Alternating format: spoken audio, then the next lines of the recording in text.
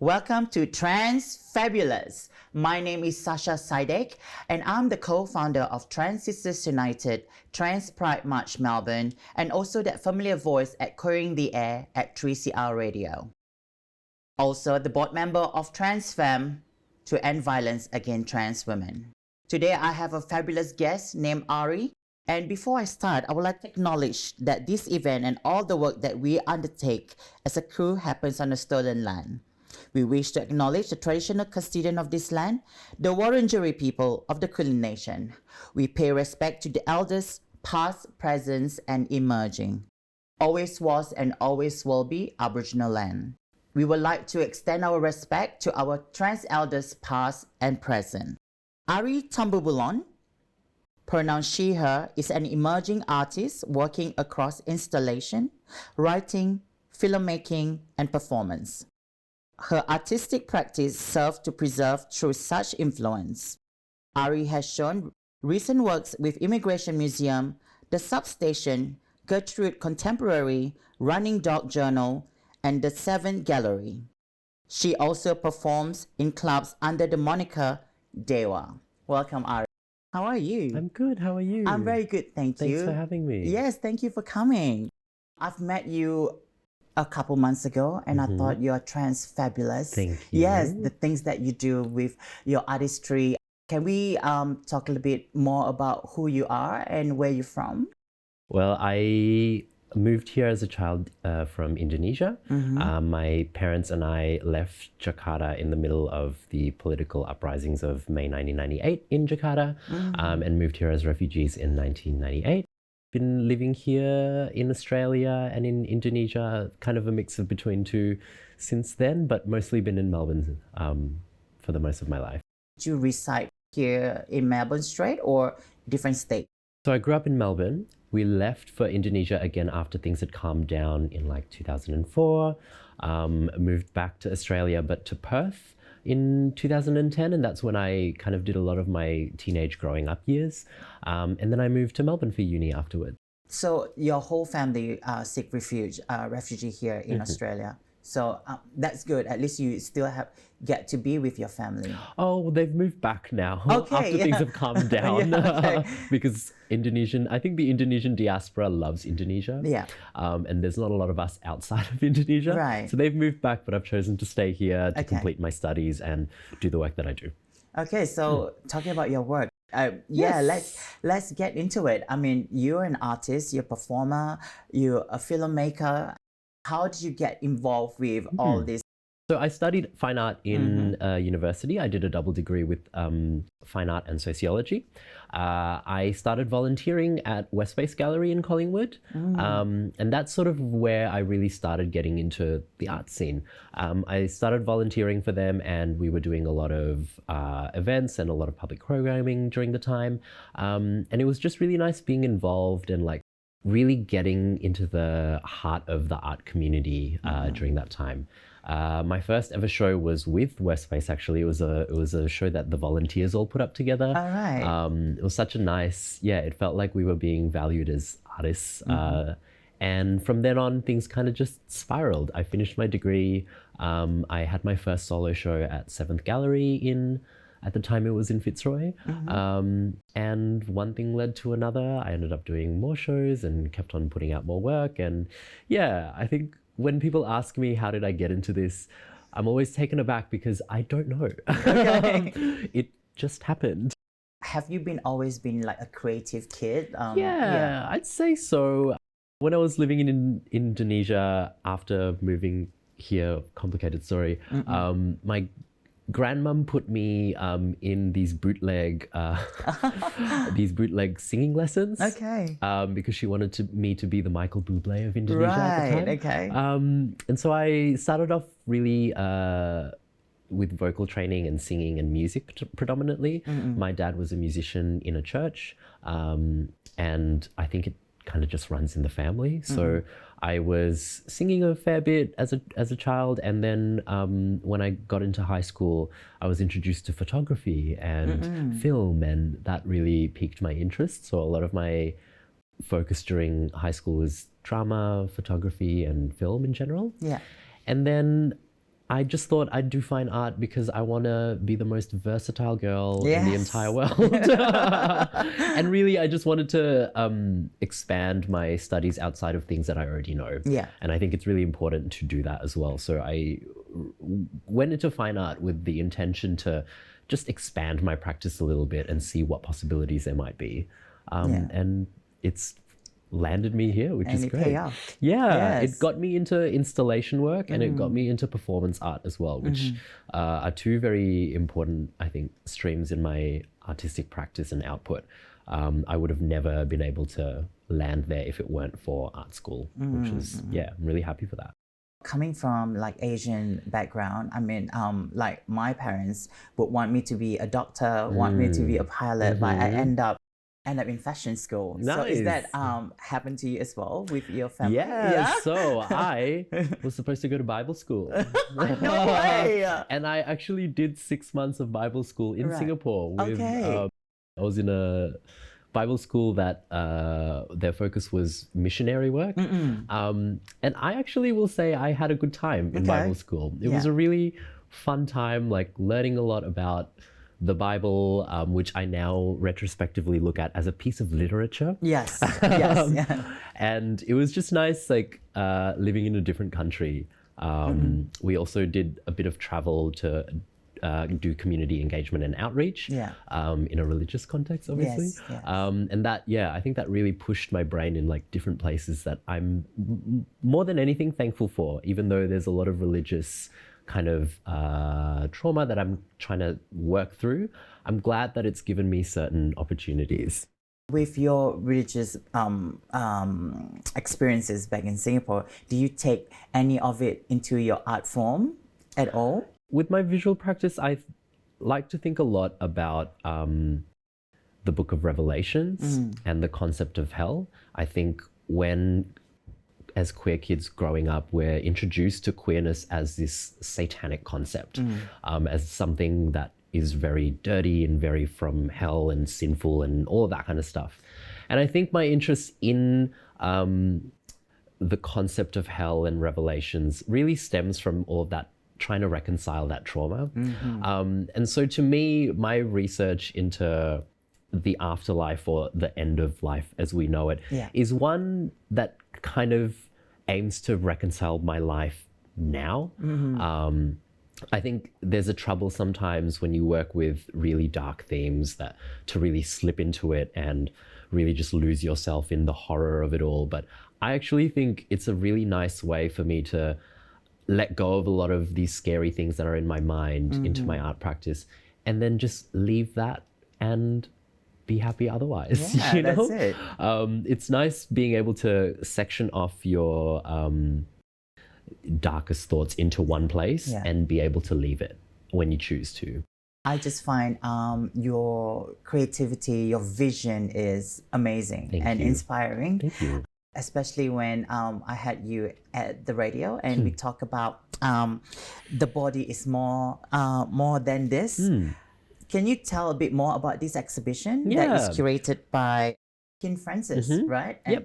So it was a group show at the Immigration Museum as part of Midsummer.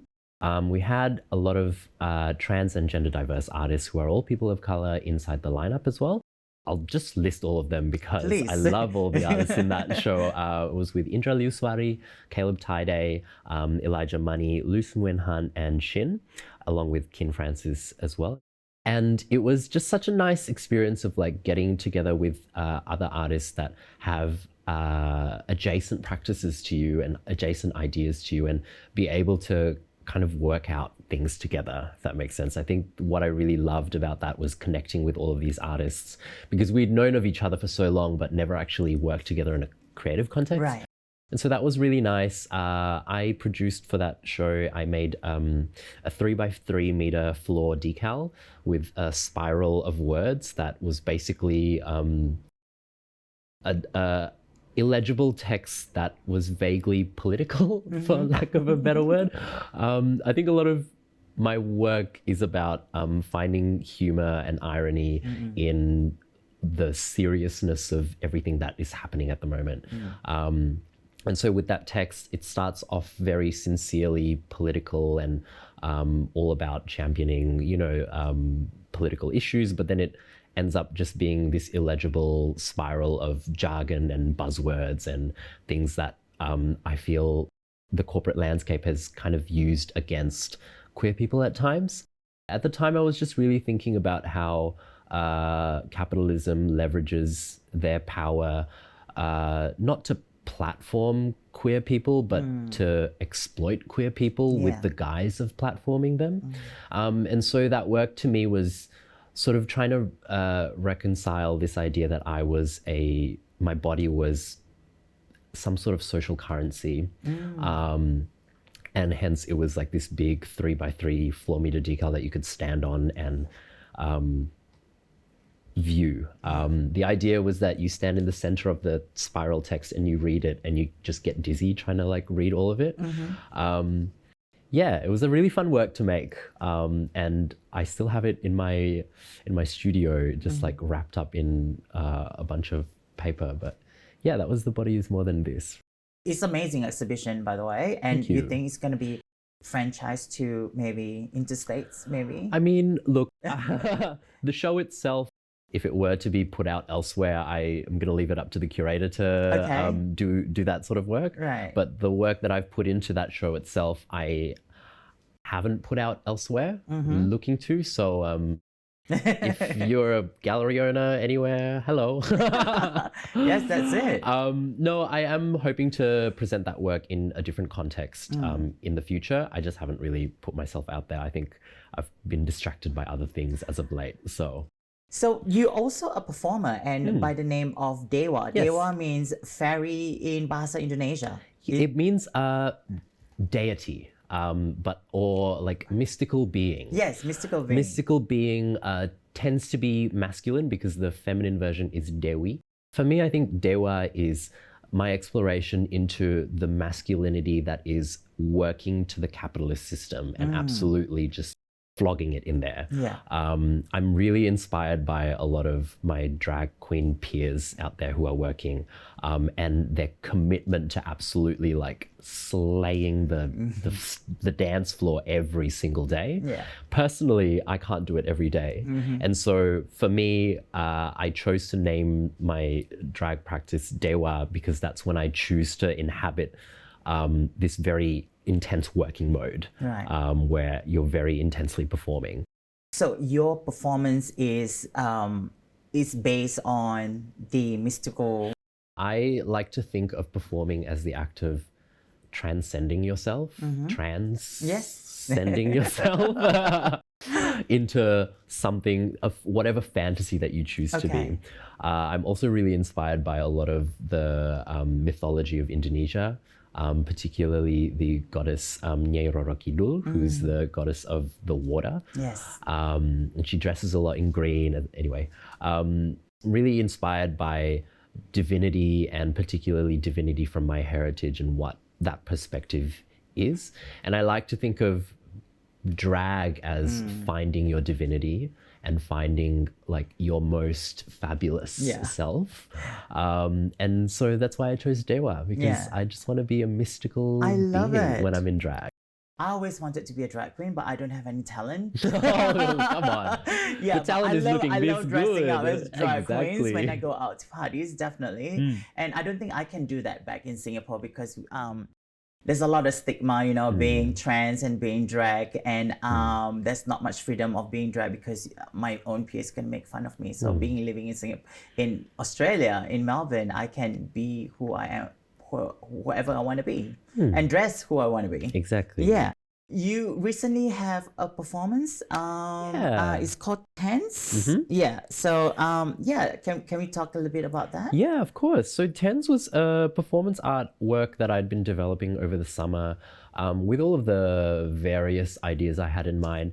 It was a weird performance because normally my methodology is to come at my work through a very concise research lens and really think about all of the, I guess, theory that I have access to, and how I can apply that into a visual form.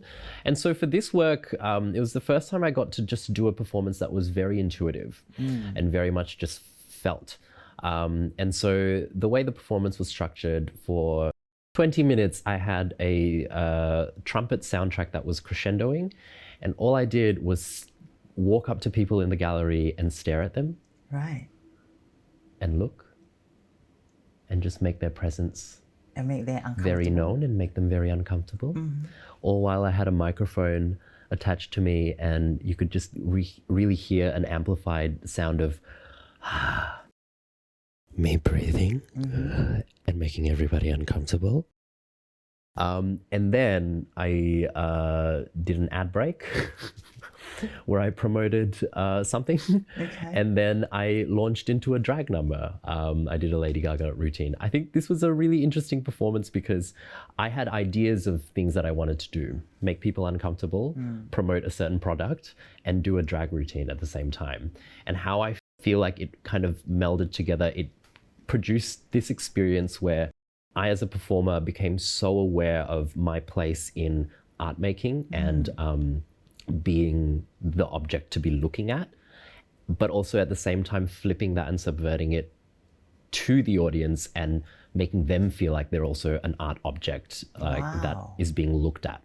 I think the thing with performance is that audiences tend to feel a certain removal from the performance because the performer's on a stage or they're performing in some capacity, and there's like a fourth wall in between the performer and audience.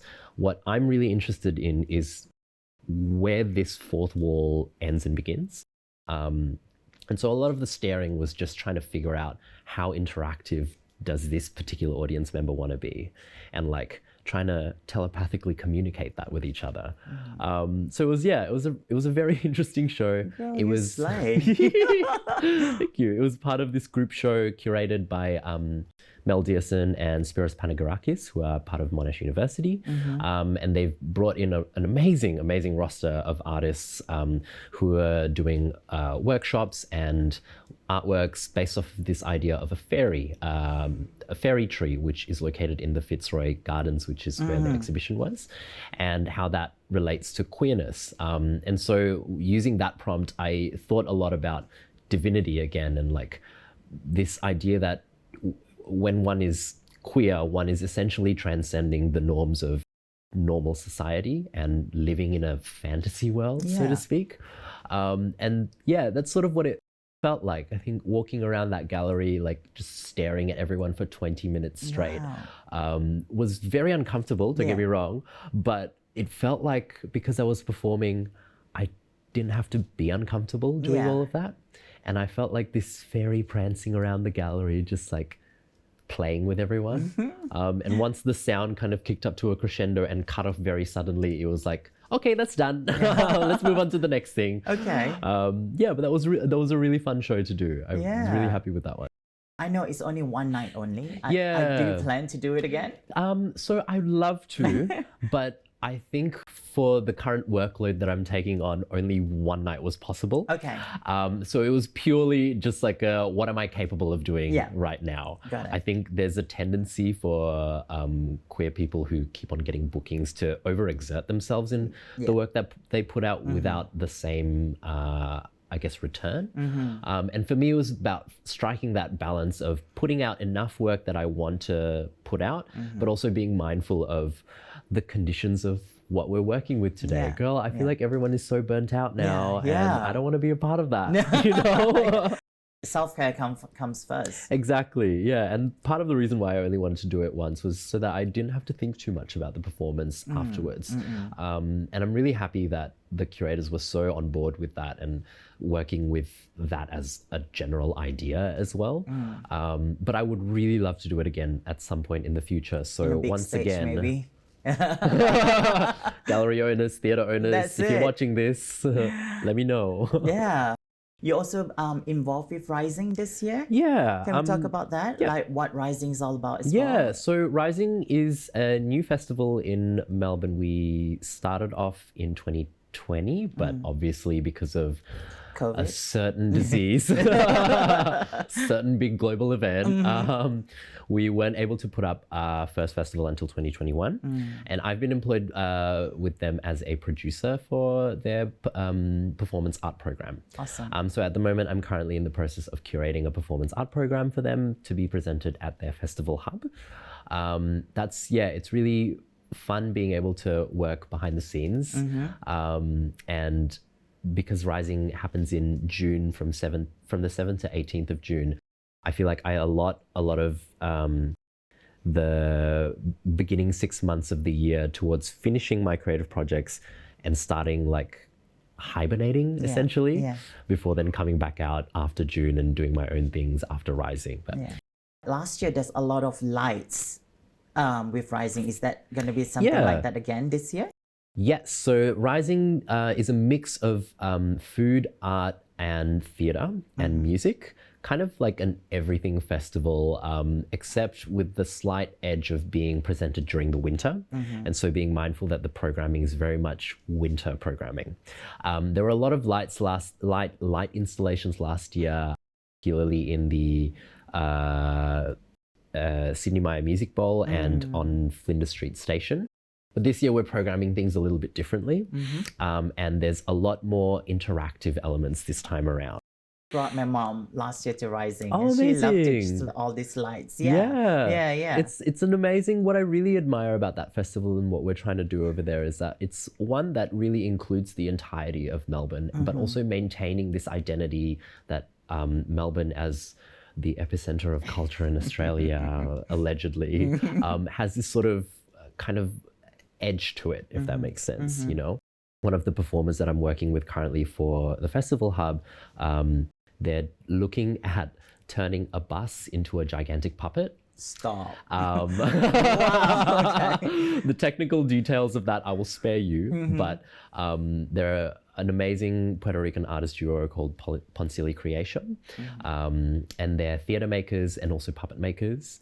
And yeah, with this bus, I mean, we haven't started building it yet, but I'm really looking forward to how it looks because it's some crazy ideas are out there. Well, you heard it first here. Exactly. Melbourne, it's amazing, like especially with arts and music and fashion, and this is why we love Melbourne so much. Yeah, I mean, there's just so much to do.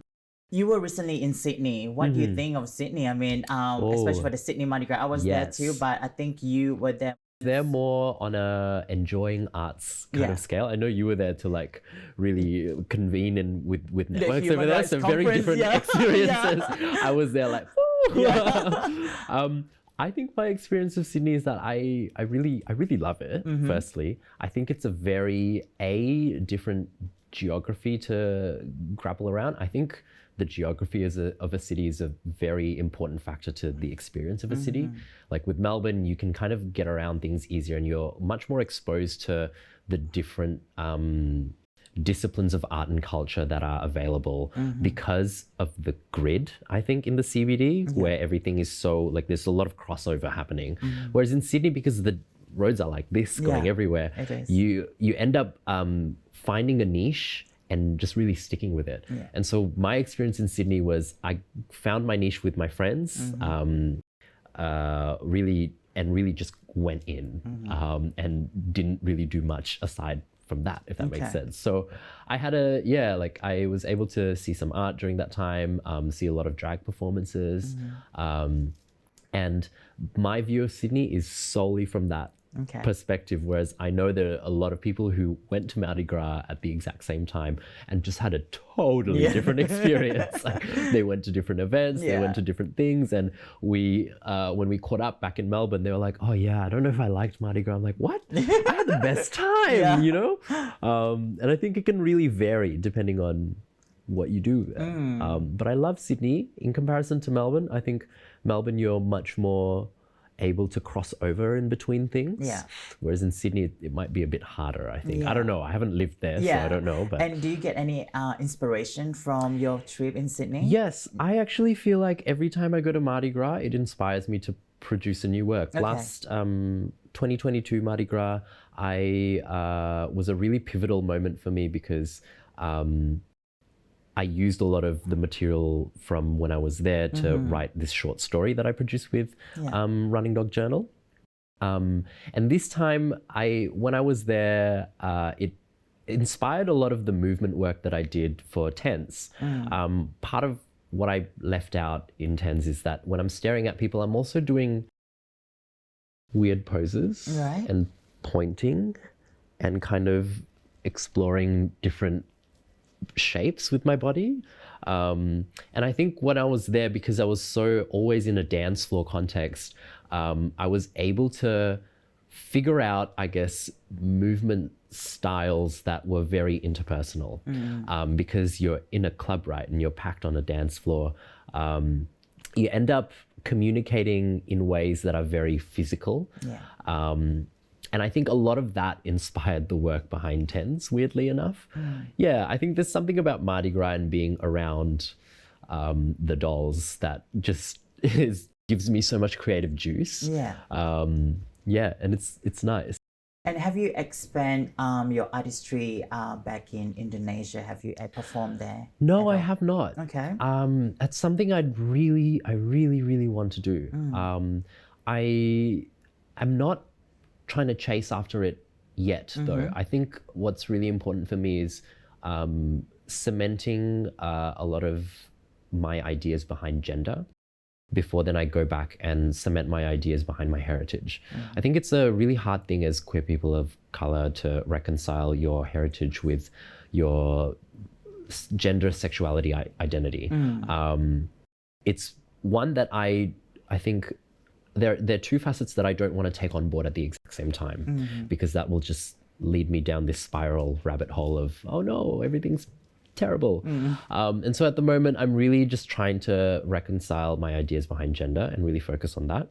But someday I hope to, I think I'd really like to go back someday and do some work over there. There are a plethora of amazing queer artists as well in Indonesia that are doing really important work. But I think it'd be hard for me to jump to that stage in my life when I'm at this part.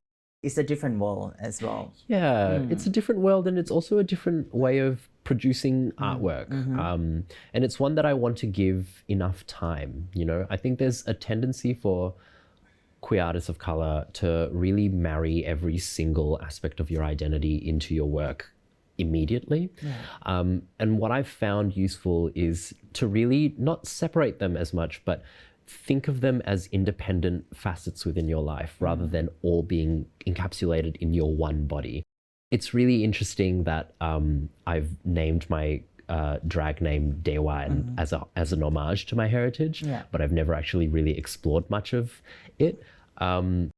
I think it's something that I'll be doing in the future, but it's one that I really want to do with clear intentions, and one that I want to do with an intense acknowledgement of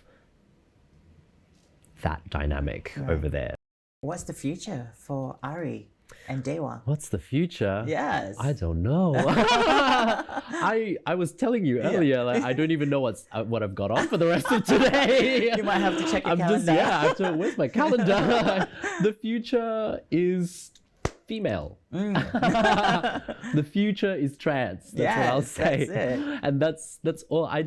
I don't really like being super stringent about reaching a certain place in my career. I think just taking it as it goes is really important to me, because I think when I start setting myself up with the expectation to have a gallery show here or do certain work with this, you just end up getting disappointed. True. And you don't end up doing work that's from expectation. And you don't end up putting out work that really feels right, you know?